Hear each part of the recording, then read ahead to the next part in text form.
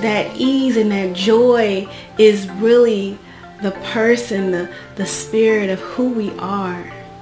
That's our inner being. That's what we call it, right? We call it the inner being, but that's our whole being saying to us, hey, I just want to remind you that it's you being you is where you get your joy. You being you is where you get that confidence. You being you in everything that you do. Thanks for choosing the Finally Be podcast, your reminder to give yourself permission to embrace the divine disruptions. Open up your intuitive knowing and choose the life you really want. I'm Marcy Grayson, and I'll be on this journey with you, sharing ways to elevate your awareness by living from your wholeness. This is your moment to choose your true you and finally be. Everybody needs a little help. Sometimes you need that coach, that someone to help motivate you and keep you on track. The same thing that I do when I'm coaching other people, I encourage them. I express the things that I see that they're having more difficult to be aware of for themselves. A while ago in my life, I had a lot of times where I had difficulty with my health. And I had multiple miscarriages, and at one point in my life, I had to accept that it got hard. It got hard to have a relationship during that time when I wasn't producing the way I wanted to produce. It got hard in my career when all I could focus on is me not having a baby. Me losing a baby every few months, it felt like. And then there was a time where it just got so difficult where I stood there and heard a doctor tell me that I had a 40% chance, a 60-40 chance of being able to produce a baby. But this is only with help by IVF, which is $25,000 after we had already spent thousands of dollars trying to get pregnant and sustain a pregnancy. And for me, I saw myself being in total shock because I just had another miscarriage, and I was being told that I didn't have anything viable to continue this process without more help. And I started thinking, this is so hard. This is so hard. Why does everything has to be so hard? And what I began to realize is that my focus was that it's hard. Everything that I did was me putting a lot of effort, a lot of energy, a lot of myself doing things I would never have done before. Nothing that was making me feel good about who I was. Nothing that was making me feel good about the moments. I wasn't enjoying anything at that time because everything was hard. And so I began to step back from that. There was a time in my life where I just decided that does it have to be hard? I don't know if I'm speaking to anybody. I think I'm just really experiencing this ideal of the ease of it, and the ease of being who I am. And sometimes we get those glimpses in our life. Like even during this time, there was a moment of strength that built up inside of me that I was able to sit back in and really breathe in and enjoy and recognize that moment right there felt great. That moment right there, I had an experience with a person. The conversation was easy. The joy of it, even in the midst of the grief that I was feeling at the time, I could feel myself be me. I saw a glimpse of the life that I could have. I began to open myself up to this idea of who I was and have always been, and didn't allow myself to be that because I was working so hard to become it.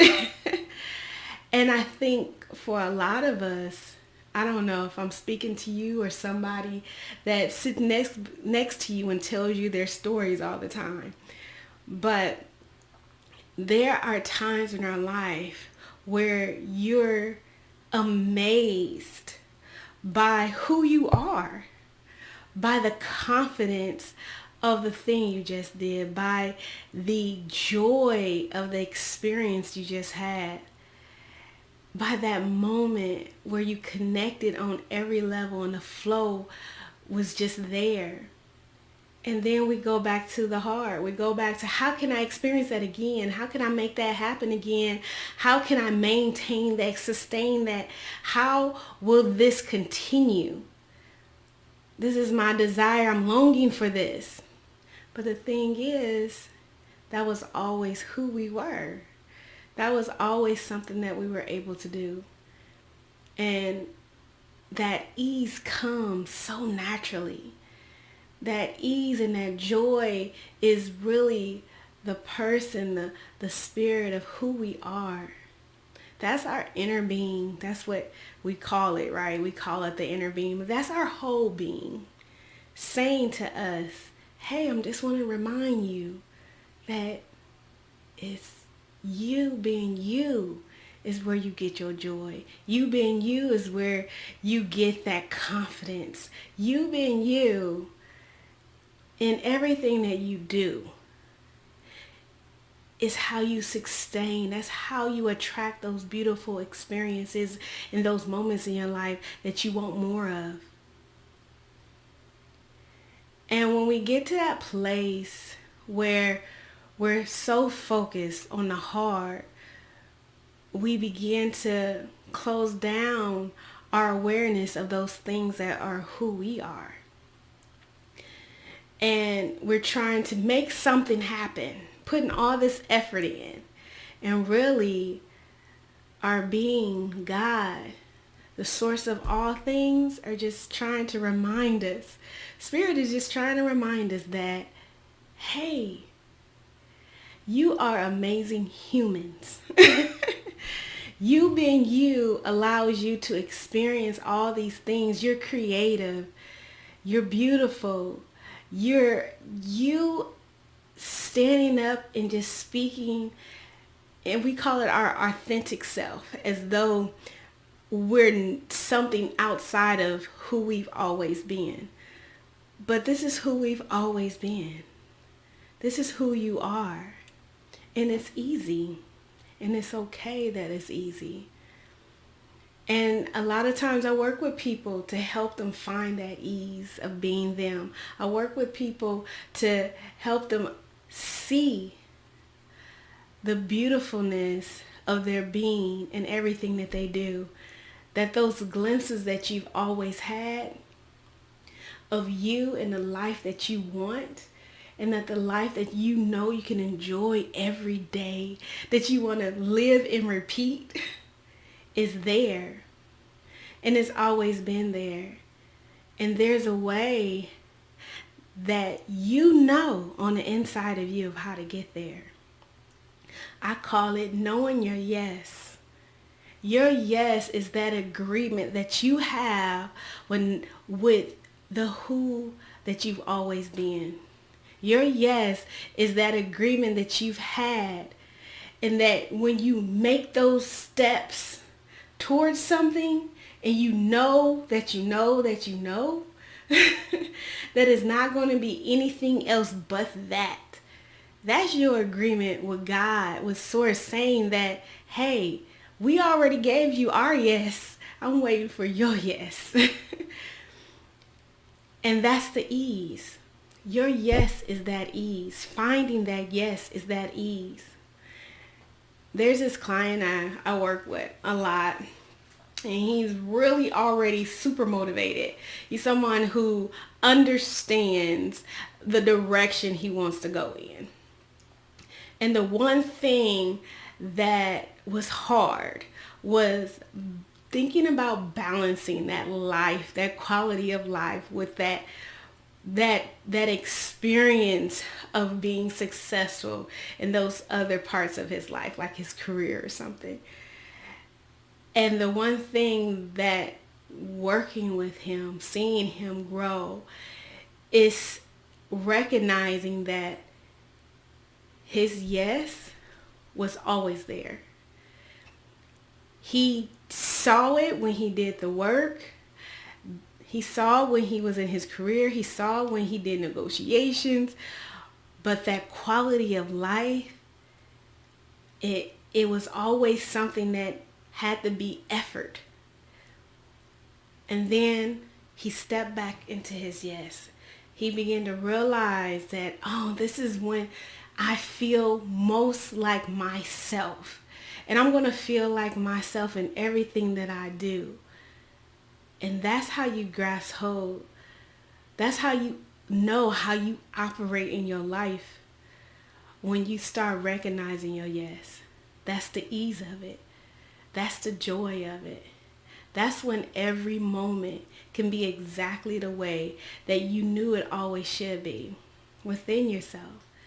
Those negative feelings that we call them negative feelings, but it's that energy that kind of reminds us that, hey, it's easier than this.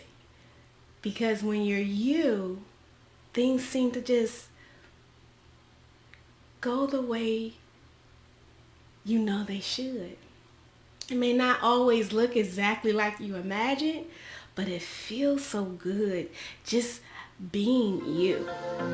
You have always known there's another way. If you are ready to work with someone to help you bridge the gap between the dream and the reality of owning who you are, even in the smallest way, and you are prepared to create the disruption and shifts to live from your whole yes, then work with me. I've been waiting for you. This is the Finally Be podcast. Blessings of light, love, and effortless joy. See you next time.